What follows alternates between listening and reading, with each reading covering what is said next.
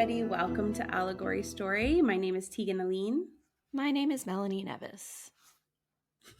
This season, we're focusing on witches, and in this episode, we're going to be talking about famous witches. And in this particular episode, I'm going to be talking about a famous French witch. When we were trying to decide what witches we wanted to talk about, I was really unsure of who I wanted to kind of look into. And after doing some research, I realized it would be interesting to kind of focus on some French witches because it kind of ties in. Some of the more famous ones kind of tie in with an era that we talked about in the last season of the podcast, which was the court of Louis XIV. So we're back in the court of Louis XIV, and we're going to look at, yay, what a time it was to be alive or not. And we're gonna explore the story of Catherine Deshayes Monvoisin. Voisin. I don't know how I'm saying that. I'm probably butchering it. Sorry, French people. I do want to share your history in English, but I'm not the best at pronouncing things. Yeah. Sounds French-ish. French-ish. That's like the best we can go. That's the best we can hope for. That's the best I can hope for usually. Sounds great, Tegan. Keep going. So I will say before we dive into this, I just literally did a search for famous witches, and then I was like, oh, okay, this is interesting. And then I was like, oh yeah, this really relates to like some of the other things that we've talked about. And it wasn't until I dove deeper that I found a really rando connection to here where I live, which I was. Oh, really? Like not very connected to Ariège? Not very connected, but there is a connection between Ariège and this witch, which is kind of hilarious. Cool. And I wasn't expecting it at all. Is she the reason that all of the signs in your area Have are little witch hats on them. yeah. Are witches on broomsticks and little witch hats? This is Yeah. real, okay, everyone? Yeah, it's a real thing. It's not everywhere out here, but I find them cropping up like more and more. There's like these caution signs that are usually like, they're the triangle with the red around the outside. And it's usually what it shows is usually a person riding a horse. So it's a caution sign that there are horseback riders like going through the area.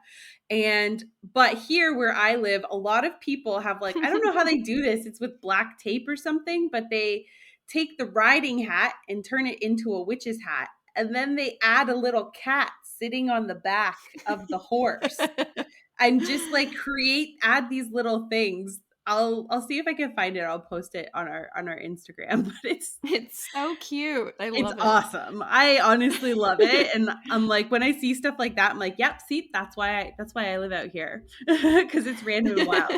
I don't think she has any connection to that, but given this area and given its history, am I surprised there's a connection? No, not really. So yeah. So we'll get there. Anyways, so Catherine Deshayes Monvoisin, she's born in Paris in the 1640s. Not much is recorded of her because they didn't really record like what people assume is actually that she came from a lower class and that she wasn't necessarily very educated, because there's no really early records of her or who she was or who her family was.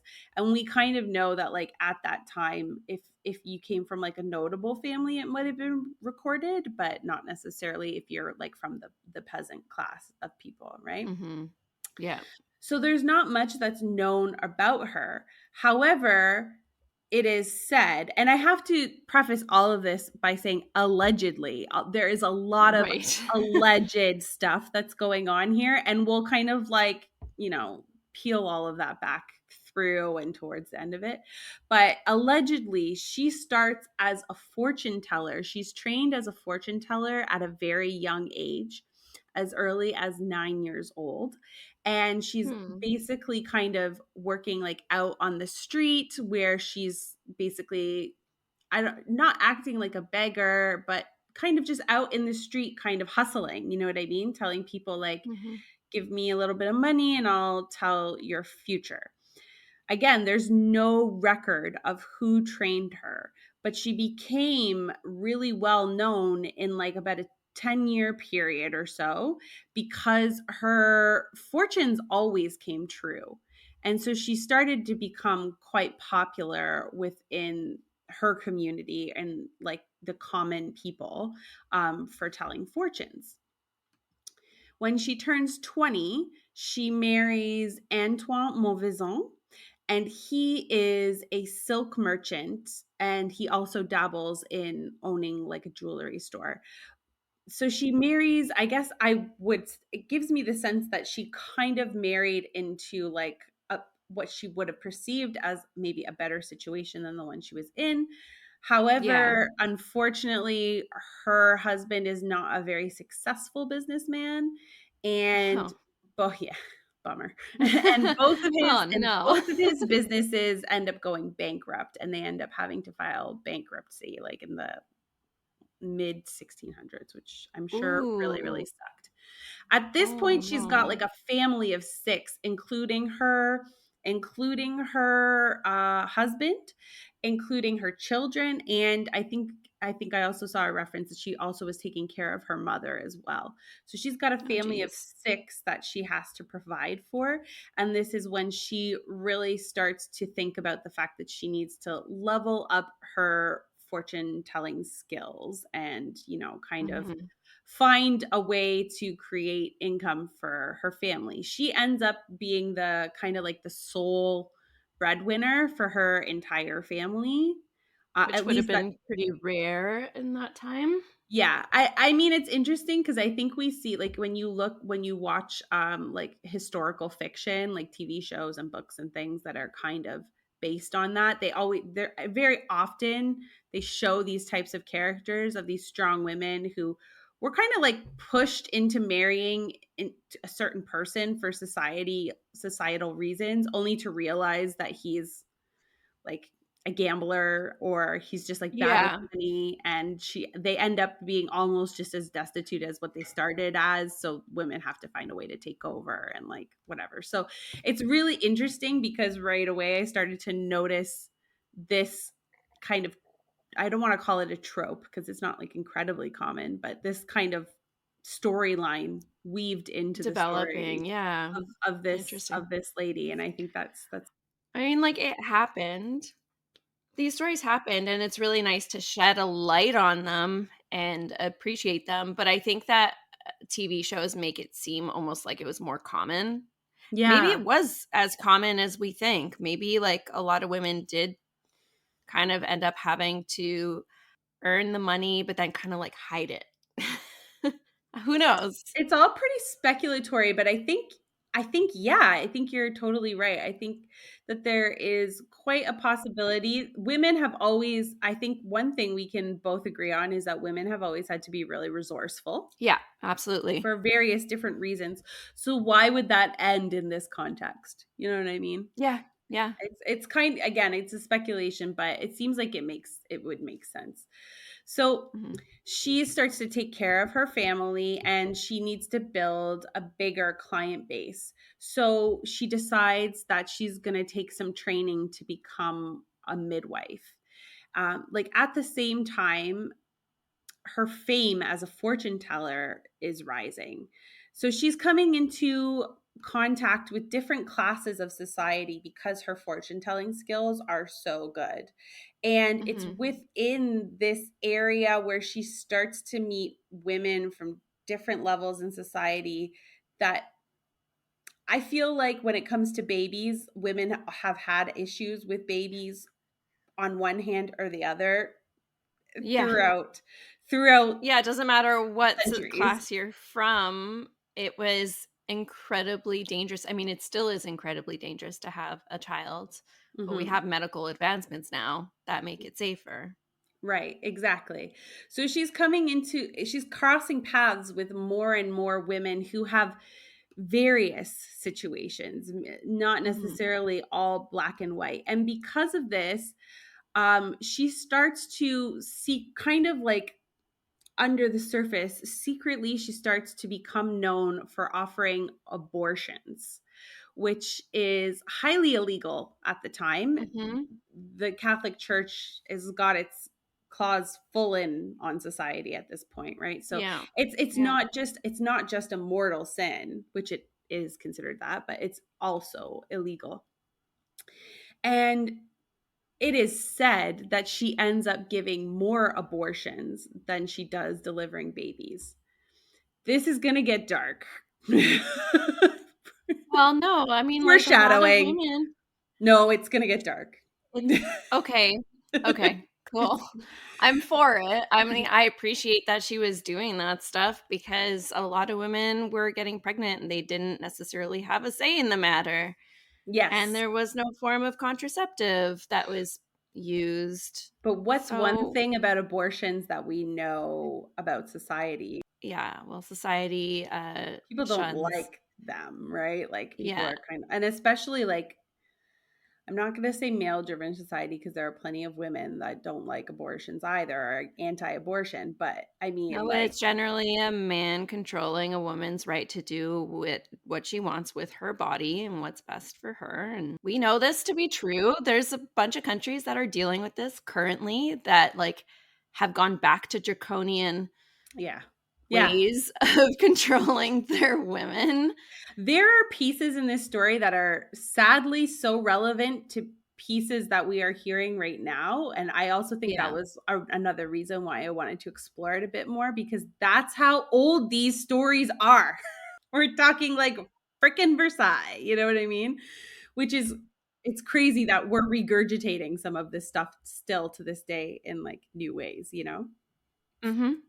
And the way that it happens. So I'm, as I'm going through the story, I'm explaining it like as the story is generally presented to the public, but I'm sure that you're going to find, just as I did, there's so many moments where you're like, what, excuse me, you know, like that doesn't make sense. But anyways, so she starts to offer abortions and she ends up giving more abortions than she did actually delivering babies. The myth is that after, so there's a myth that revolves around this, and it is said that after she aborted the babies, she would burn them in her house in the furnace, and then she would bury the remains in her garden. Okay. I mean, if you are aborting babies, you got to find something to do with them, I guess. Like, Well, it that sounds depends on bad, like but when the abortion is actually happening as well. Like generally speaking, you don't have much of a body to burn and yeah, well, bury. apparently she was also known for giving late stage abortions as well. Oh, geez. Okay, well, So this is the story. I want to emphasize that that's the story. yeah. But anyways, despite all of this happening secretly, her infamy is kind of growing in a certain group, and more wealthy people, more and more higher upper crust people from like nobility are starting to come to her and request her help. And because of this, she's able to earn more and she's now making quite a good income as a fortune teller and a midwife. And it is said that eventually she has so many clients that she creates a network that is a network of different I'm going to call it, I'm going to say as they say it, abortionists and poisoners. So she's Okay. building, as she's building this rich clientele, she's kind of seeing patterns in what everybody wants. And the things that she sees as patterns and what everybody wants is everybody wants someone to fall in love with them. Everybody wants someone to die so they can inherit money. And everybody wants somebody to die so they can marry someone else. Those seems to be That's the so three sad. things that most of the people in society in that time are after. Oh, And shit. this is just a side note. I had a really fantastic conversation with a friend of mine who's actually dating my husband's cousin. She's an amazing person and she's French.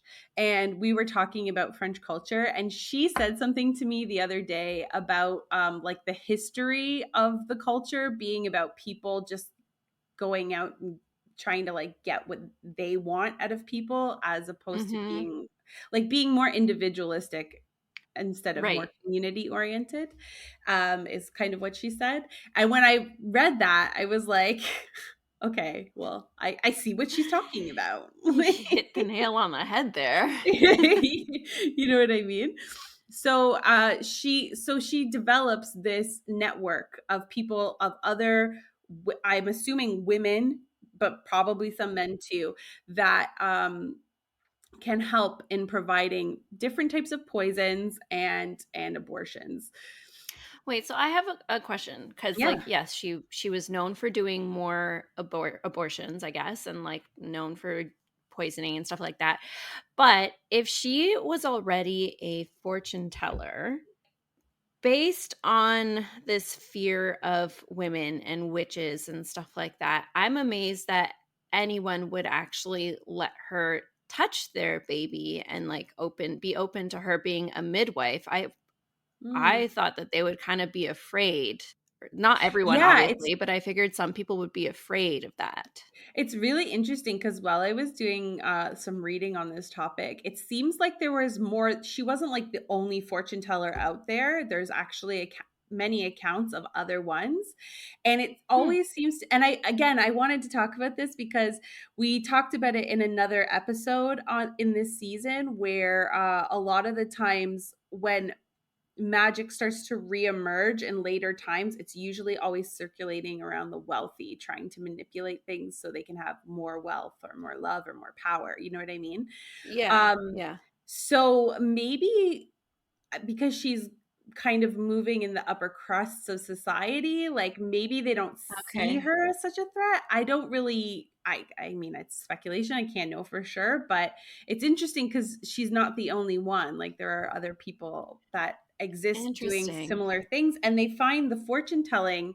It also feels really French to me because like especially King Louis XIV courts, like they want to be entertained. Everything is a party, right? Right. Right. And actually I'll go into a little bit more around that because she was kind of known, as she develops her status, she's known for having like elaborate parties at her house, and apparently she can play the violin, so she's like entertaining Hmm. people with the violin. Okay, so maybe fortune telling wasn't considered a witchcraft in the same Fortune way. telling wasn't considered witchcraft. Actually, we'll Yeah, get to okay. we'll get to something related to that. Because what Okay. ends up happening is in 1665, there is a priest. Don't ask me his name. I didn't bother writing it down. Sorry.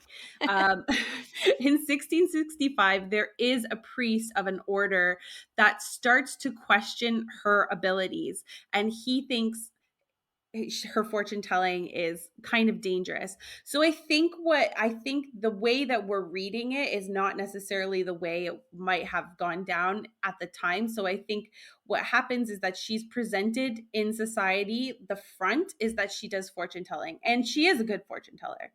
But then as she's getting, there's always this like ongoing relationship between, people's fortune tellers, people's clairvoyance, and then they begin personal kind of relationships. And she probably learns about like other things that are going on in these women's lives, which leads to Of the course. midwifery and Yeah. abortion stuff, poison stuff, Yeah. Yeah. whatever. Yeah. You Yeah. know what I mean? So that's like kind of all flying. Nobody's talking about that. They're just talking about the fortune telling. But the priest, his tail feathers are ruffled by her. And so he starts to ask some questions, and eventually she is actually taken into detention, and she's forced to go to the Sorbonne, which is like like the elite French university. It's the equivalent of an Ivy League, like Oxford or something like this, but in France. So she's forced to go to the Sorbonne, and there she is interrogated by a room full of professors that want to like break down everything about her predictions and ask her all of these things. Great. Yeah. So, what's really interesting about that is she actually convinces this entire room of intellectuals and professors that her gift is a gift from God, that her Oh, I ability love to her. right? This girl's a smooth talker. I don't know. Me personally, I don't. Charisma scores through the roof. Yeah, yeah.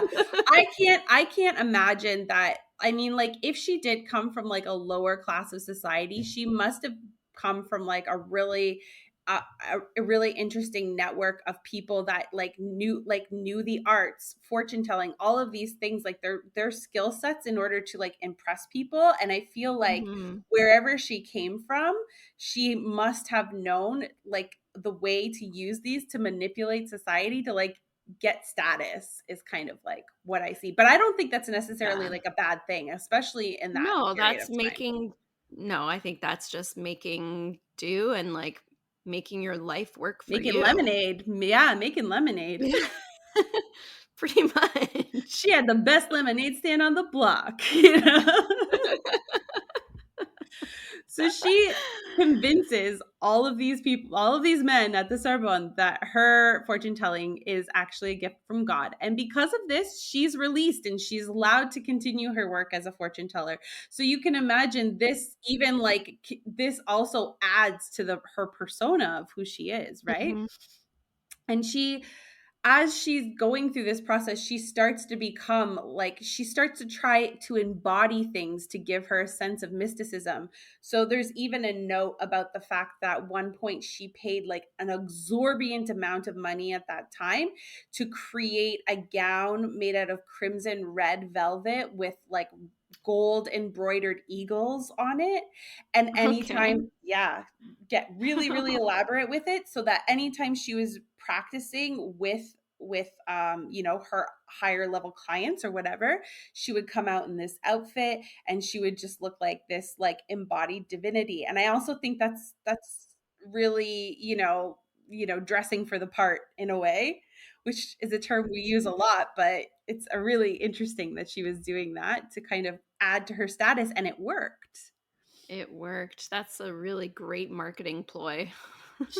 This girl was She's smart. no slouch. She was a smart girl. No. Yeah.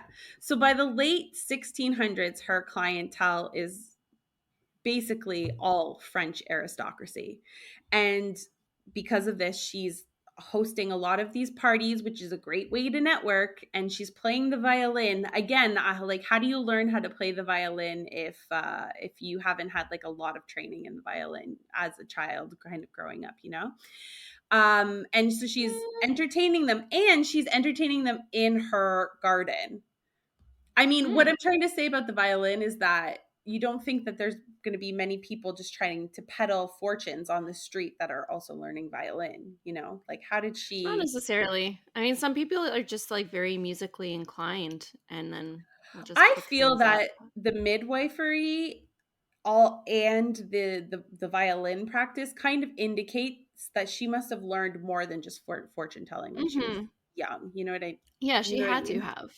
She had to have. Because once she had to also bear all of these children that she now had to take care of. So like, when was all that? When did she have time to learn all this stuff? You know, Yeah. is what I kind of wonder. So in hosting these parties, it people start to recognize that she likes the booze. She's an alcoholic. She likes the wine, okay? It's France after all. and she and in that same context, she's taking a lot of lovers. She's taking Okay. many, Yeah. many lovers of different kinds. She's still married. She is known for having a lover that was a famous architect. There was a lover that was a magician, which is very interesting. Oh, that's cool. Um, a lover that was a count, and also a lover that was the Vicomte de Crozon.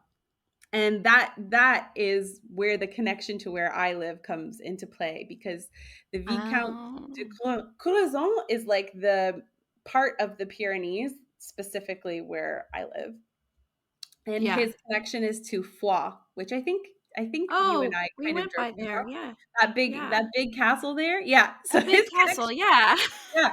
So his connection is that for a time, supposedly had an affair with this, kind of famous witch, fortune teller witch lady, who was That's very great. enticing and alluring. And again, I think um, there was there had been, it was already failed by this point, but there had been a lot of uprising against the French royal court down in Mhm. this area for like centuries leading up to this time period. So would it make sense that he would be interested in aligning with somebody like her with her energy? Like it feels like a match made to me anyway.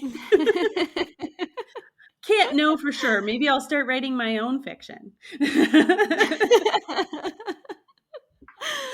But one of her lovers, a man named Adam Lesage, eventually grows really jealous of her marriage and her husband, and he tries to convince her to poison him. Oh. Allegedly, she agrees, but then she later changes her mind and then she doesn't go through with it. And that's kind of like an important thing to know as we like unfold who she is. Okay. After this, she starts to become, or in and around the same time, she also starts to become caught up in a series of conflicts with another fortune teller named Marie Boss, who is That doesn't not, sound French. I'm saying boss, but it's spelled Bosse. Like Okay. boss. Boss. I don't Bus. know. Mary Boss. Is it better? There you go. Marie Boss. I know. Merci beaucoup. You know? Like, I have to try for the accent. So I catch every now and then I catch myself saying something French with like the most Canadian sounding way of saying it. I'm just like, whoa, what? Ah, no, blah. But it's kind Uh. of funny too. So there is this other fortune teller. There's a few of them around, and but this one, she's kind of like maybe in a similar situation to La Voisin. Like Catherine becomes famously known as La Voisin. And I think I meant to look this up before we started, but I forgot. And I think voisin means neighbor in French. And I don't know if it's spelt the same way as this. I have to double check. But anyways, her husband's last name is Monvoisin. Don't so she becomes La Voisin. And that's kind of what she's known as. But this other lady, this other fortune teller is also known for peddling poisons Mm. and things like this. And there's a series of conflicts that happens between them. And because of this, she is kind of considered La Voisin's like arch nemesis. Like they really are against each other. They don't get into too much story about what was going on between them though, so it's very unclear what what the rivalries were actually really about, because again it's not like well documented, right? So they say that it's not necessarily clear if it was her clients or if it was this rivalry that kind of shifted her path. But eventually, and my personal feeling is that it was 100% the clients. But eventually, she starts working more with the dark arts. And Mhm. what they are considering dark arts in this case is like making amulets and talismans, Mhm. making love potions, and selling poison. Most of her clients, like I said earlier, they wanted to like fall in love, or they wanted someone to die in their family so they could inherit more money, or they wanted their spouse to die so they could remarry. So she starts Mhm. making things that would, help enhance. So she'll tell their fortune, and if the person's like, but I really want this or that, she starts to advise them on things that they could do to help get the outcome that they want. Also letting them know though that the outcome really depends on if it's God's wish or not. And I think that's really funny just in and of itself, because she is like actually a Catholic witch. She Mhm. goes to church. She still goes to mass while she's doing all of this other stuff, and she's still considered like devout. Look, I think you can do both. Oh, Why you not? can. And You can totally do both. I One and the love these same. stories so much because you start to see how these ideas all like connect and like link into each other, you know what I Yeah. mean? So, as she's advising them, she'll tell them like maybe you should buy a love potion for this or try a special powder for that or a talisman. But apparently, she's one of the things she also ends up advising them to do is perform black masses. And apparently, she would hire priests and they would perform elaborate rituals in the catacombs underneath Paris. And basically, the ritual would involve a naked woman. So, the woman who's the ceremony is for, laying down as an altar and then having a chalice put on her stomach by one of these like evil priests. And then they would take a baby, the baby. I Uh-uh. don't know, I'm not going to say that, and pour the of the baby into the chalice. And this was like the black mass rituals that they would perform in order to get what they want. Wave any money in front of a priest. Wave enough money in front of a priest, and I'm sure you could get him to do something like that. Many people, I feel like have. Many. Yeah. It's super icky and sounds and super vile and Also, let's also remember again, this was a time where death was very common and there was a lot less. Like, we have a very our relationship with death right now is one in which we don't really talk about it, and we're very sheltered from it. And death was just a lot more common. So let's just preface all of this with that at the very least. Like, oh yes, yeah. it's terrible, but like it was common. Death was just Also, way more common. I don't want to give too much away, but I want to allude to the fact that I think that ultimately she was a scapegoat. So I don't want to Fair. say too much yet. Like I'm going to get to it, but did it happen? I don't know. Anyways, but it sounds awful. There's It lots of sounds stories about lots of people of like killing babies and doing this and doing that during the witch trials. There was a lot of stuff that yeah, well I was think allegedly happening. I think that two things still apply to this day, and it's that society is outraged by rape. I guess we can say it. We've Mhm. been saying abortion the whole episode, so fuck it. By rape and by anything that happens to children. Mhm. So it's always like not saying that those things don't happen, they absolutely do happen, but people also manipulate stories relating to those things to get to get people outraged and upset and Yeah. scared and terrified, because it's like even to me when I was reading it immediately I like closed up. I was like, oh, this is nasty, like ooh. Yeah.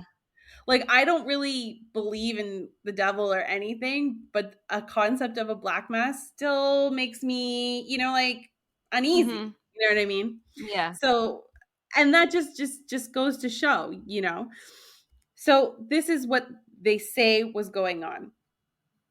And between these black mass ceremonies and selling of poison, things start to unravel for La Voisin.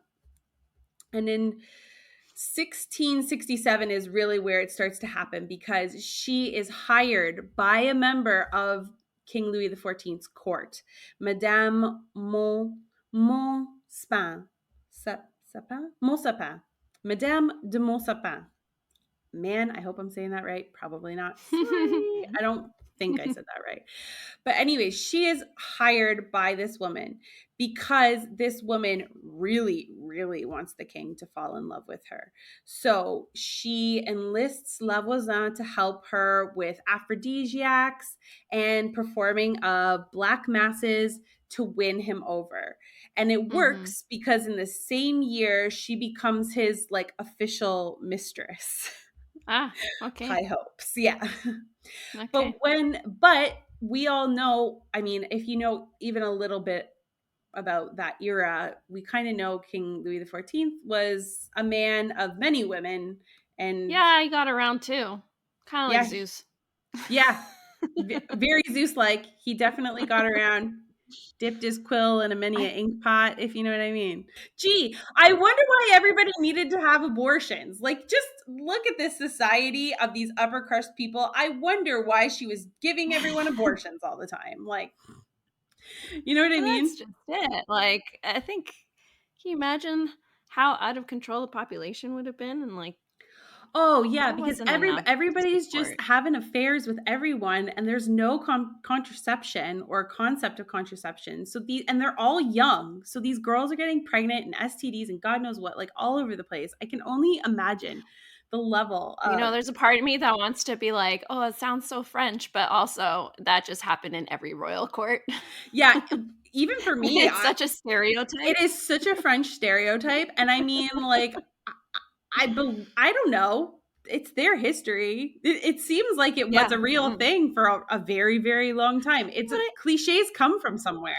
for sure. But I also think that it was a real thing in like every royal court everywhere. Yeah, probably. Everyone had a mistress. Yeah, for sure. And give a big amount of power over to anyone and see what they do with it. Like the easiest thing they're going to do with it is have sex. You know what I mean? Yeah. Yeah. Like, Seriously. the first thing and the easiest thing. So, anyways, this Madame de Montespan, she becomes the official mistress of the king, and of course, he has a wandering eye. So it's not really a matter. It's not really that long before he starts to move on to having affairs with like other women as well, even though she's considered his official mistress. And she gets really upset about this because she wants his attention for herself. So what she does is she continues to perform these black mass rituals in order to keep his affections. But eventually it doesn't really matter anymore. He loses interest, and the mistress, Mon Sapin, asks La Voisin to help her poison the king and his newest mistress. Reluctantly, she agrees and she just devises a plot to kill the Sun King. So it is said that on March 5th, 1679, La Voisin visits the king with the intention to kill him. She carries a petition that is laced with poison, so poisonous paper, hoping that when he touches it, that he will die.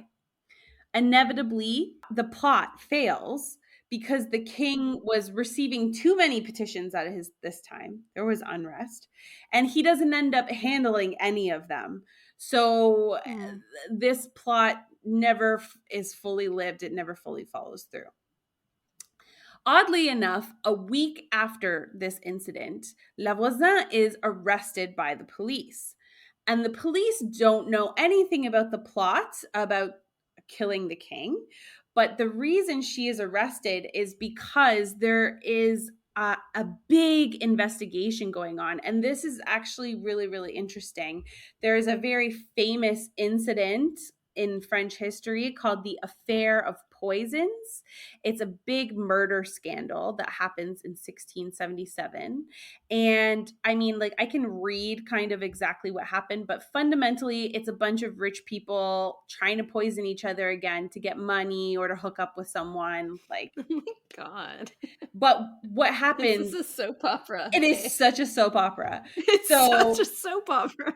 I think there could be an episode dedicated to the affair of poisons just on itself because it becomes a huge investigation. Um, and at the time, they actually arrest another fortune teller, and this fortune teller is being charged with forgery and selling poisons. And this fortune teller says, I have information on a huge plot and there's no and people from the royal court are involved on it in it, and if you like reduce my sentence or let me go, I will give you the names of all of these people. So at Hmm. the police kind of work with her on this, and that's why they end up arresting everybody that's connected to anything to do with fortune telling, anything to do with alchemy, anything to do with magic. And they kind of arrest La Voisin, and then what ends up happening essentially is she becomes the ringleader for this whole brigade of people that are Oh.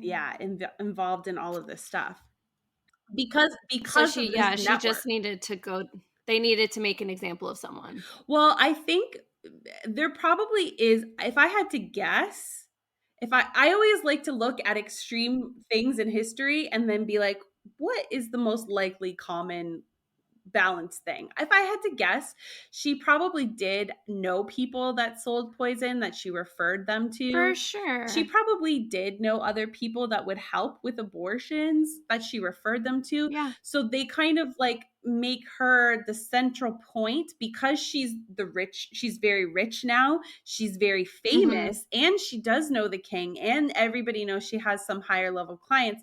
They kind of put her at the forefront of this network of like diabolical sorcery and witchcraft. You know what I Right. mean? Yeah. Which, Yeah, I mean, totally. depending on how you're looking at it, it seems like, okay, like you could kind of see where they would get all of that idea from. You know what I mean?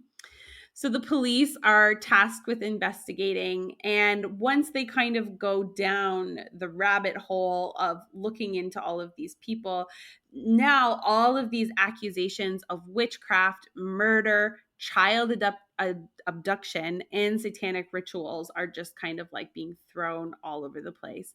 And eventually, Marie Bosse, the great enemy of La Voisin, is arrested, and she begins to make claims against La Voisin as the mastermind behind this network of poisoners, basically.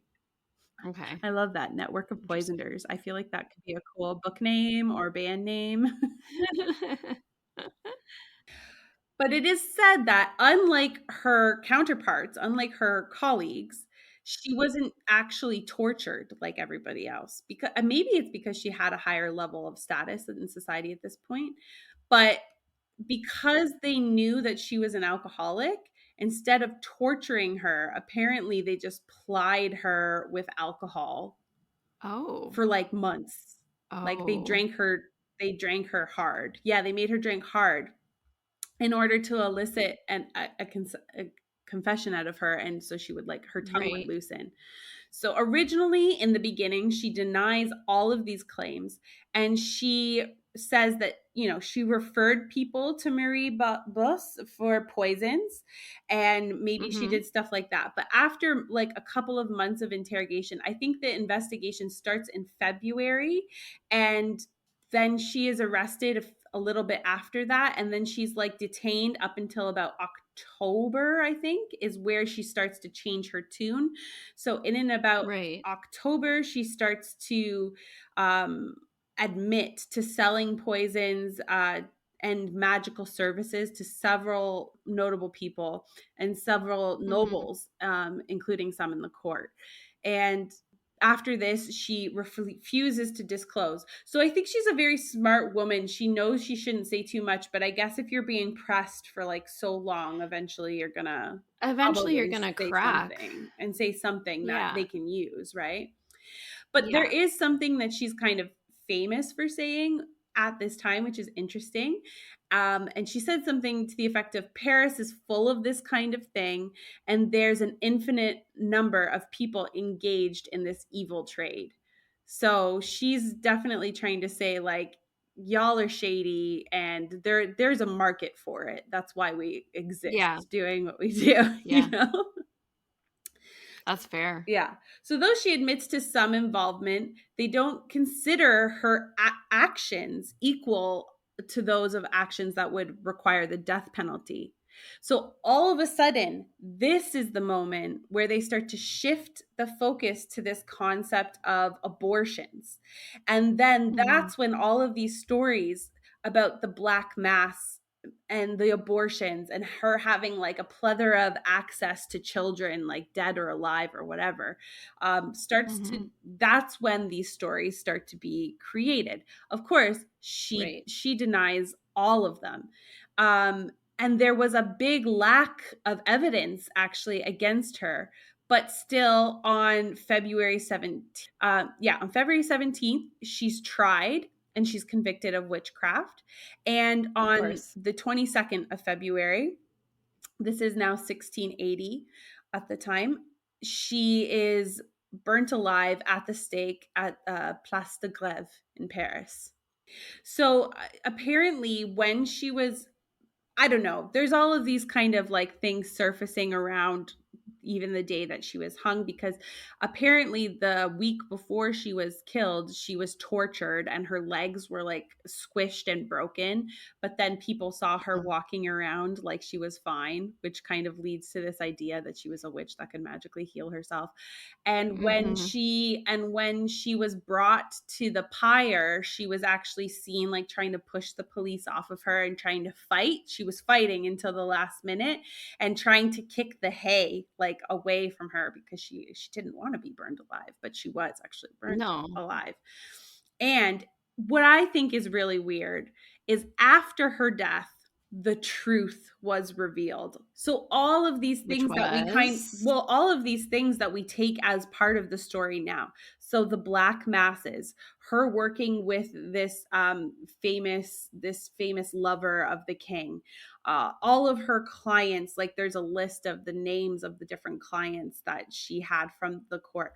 All of this stuff comes out after she's dead and is confirmed by one of her daughters. Oh, shit. Yeah, so it seems kind of weird because like it seems coerced. It feels like coercion to me. Like I feel like in a sense, either her daughter had a nasty vendetta against her, or her daughter was like, I have to back up all of these claims or I'm going to be looked at like a witch just like my mom was. Yeah. And also all many of her clients end up coming forward after she dies and giving testimony. So it's kind of like she doesn't really have enough information to get convicted on, but that whole concept of, you know, killing babies and aborting babies is like so extreme that it's enough that they're willing to burn her alive.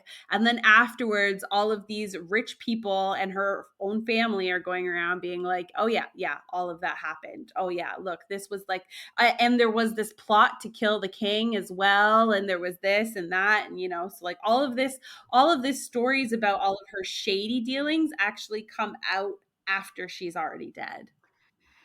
And it's so interesting though, because the connections had already been made. So it's like you said, it's very possible. And I'm not saying that this is 100% true, obviously, but it's very possible that all of these other people that were connected to her in some way are then going, shit, she Mm, was actually killed for this. yes. I need to just own up to it. I just need to like admit to something, even if it's not true, so that they leave me alone. And that is I very, believe very I probable, you know? believe she was probably dealing with some shady stuff. I believe she was doing For sure. something. I could believe that she was giving abortions. Yep. I could believe a lot of it. But I think it's interesting that she's actually killed with lack of proof. And like you Yeah. said, afterwards, all of this information comes forward. It's like they had to create the story to make her seem so bad that she was worth killing. Yeah, and then kind of make it end with her where it's like, "Oh no, she was responsible for all of this." Like Yes. she she bewitched me into doing this stuff, you know? Like I'm not like that at all. Yeah, and that was one of the other things I read, that towards once she died, there was apparent there's I can't remember what it's called, but there's like a special type of letter where you get specific special instructions directly from the king himself. And he wrote some letter saying that, okay, like this whole matter is done. The affair of poisons is done. She's dead. It's all put to bed. It's all over now. And so he wrote a Mhm. letter, and then everything got dropped after that, and everybody just had to like go on and like, Right. go on their lives. I think it's really interesting because I don't know if you like Outlander, but I'm a big Outlander girly, and Yeah, I think totally. it's like, is it season 3 where they're in Paris? Yeah, I think or is it season 2? no, I think it's okay, it's Regardless, one of I know those when they go to seasons. Paris, they go to Versailles. Yeah. And I think it's really interesting because La Voisin, Comte de Saint-Germain, and there's another, I think it's Nicholas Remy, I think is the other one. These are kind of like three very notable alchemists, witches of this period in time. And I realized by reading into all of this, she drew inspiration from all of these characters, like from all of Mm-hmm. these like historical figures. She kind of incorporated them right into the show. Like Saint Germain is in the show. Yeah. Nicholas Remy kind of, I think, I don't even know if she names him Nicholas Remy in the show, but it's the one that what's the main name? What's the girl's name? What, Claire? Claire, yeah. The guy that she's learning from, I think, is very like based on the idea of Nicholas Remy. And I think even they take elements of her character like in that season and connect them to La Voisin, like the red. Remember she comes out in that crazy Yeah, she comes sexy out in ass that red red dress and everybody is dress. like, Yeah. whoa, what's happening? Yeah. And Yeah. so I think that, and the concept of the Dame Blanche, which is a white witch, which is another conversation. I Mm-hmm. think that's also interesting too, because I think there was an idea of like good witches at this time as well, which is maybe also Yeah. why fortune telling wasn't seen as such a bad thing or whatnot. So I would definitely like to read more about this. But yeah, I saw a lot of that when I was reading these story, like reading into this history, and I was like, oh, that's so cool and interesting. Yeah, I never made those connections. It's funny though because you started talking about this, and I did get flashes Yeah. of that season of Outlander, but I also got flashes of there was a BBC series called Musketeers as well, Yes. and they were dealing with the court of Louis, and there's one specific episode where they all go and they're kind of seeing this magical stuff, I guess, come to light, Yeah. so to say. And I'm like just getting flashes to that, and I'm like, oh, this totally makes sense. I think it's really interesting just to know kind of a bit more about the history in relation to the things that come up, still crop up in like our in various ways in our storytelling to these days. And I didn't really know any of this stuff. So it's quite interesting to explore. But yeah, that's the story of La Voisin. She's one of France's most famous witches. Cool. I like it. I love that Very story. interesting, Yeah, eh? that's super interesting. Yeah. I mean, yeah, we're doing a lot of folklore and stuff, but there are real characters to draw from as well that are super interesting. So thank you for bringing Well, that to light. yeah, well, Yes. that's the thing. I think on one hand, I feel like sometimes we're often playing in the gray areas where folklore and history collide. Because when you Mm-hmm. start to go back far enough, you really don't know which is what, and you know Yeah. where there's so much speculation that can be had because we don't have so much history and information. But ultimately we are, even to this day, creating fictional characters based off of people that might have actually existed, and that is like the path of stories, right? Yeah. Kind of it's Yeah. always taking from something that was real, something maybe that wasn't as real, or taking it out of context and changing it. So That was really cool. That was really, really cool. yay. Thank you. I Yeah, no learned problem. stuff. Yeah, me too. It was fascinating. Fun times. So that wraps up this episode of Allegory Story. I hope you guys liked it. If you are interested in having us cover anything else related to like French witches, please let me know, because I would be very interested into doing a more deep dive into this. Also, always feel free to send reference material. Because that's always something I'm interested in looking at, even if it's in French. I don't think I have an academic level of French, but I feel like with French stuff, it's kind of like part of the only way I can actually learn things is I have to translate a lot of it. So I'm open to that too. And if you'd like to hear more stories about historical riches, or if you just have any thoughts in general, you can find us at Allegory Story Podcast on Instagram. You can also email us at allegorystorypodcast@gmail.com. Yep. Yay. Awesome. Okay. Well, thanks for tuning in. And we'll be back with another episode with another story about another witch. Another witch, another thing, another something. Yeah. We'll see you next time. Okay, see y'all.